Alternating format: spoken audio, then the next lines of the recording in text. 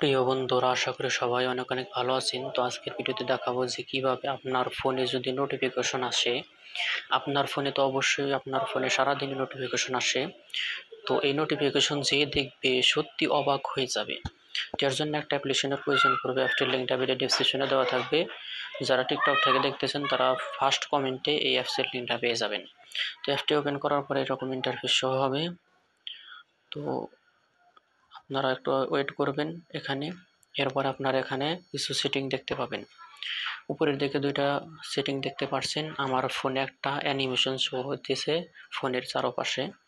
তো এখান থেকে সুইচটা এনেবল করে দিবেন।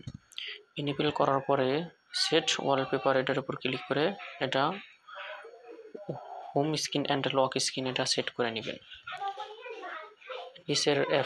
নিচের অপশনটা আগে চালু করবেন। এখান থেকে অ্যালাউ দিয়ে দিবেন। এখান থেকে প্রত্যেকটা পারমিশন আপনাদেরকে অ্যালাউ করতে হবে, তা না হলে অ্যাপটা কাজ করবে না। তো প্রত্যেকটা অপশনগুলো আপনারা এখান থেকে কাস্টমাইজ করে নেবেন। এখানে যতগুলো অপশন আছে আপনারা চাইলে কালার পরিবর্তন করতে পারবেন। এরপরে ওয়ালপেপার হিসাবে বিভিন্ন রকমের এখানে অ্যানিমেশন আছে, আপনারা সেট করতে পারবেন। এখানে অগণিত সেটিং আছে যেগুলো আমি দেখালে অনেক সময় লেগে যাবে। তো আপনারা দেখে দেখে সেটিং করে নিতে পারবেন।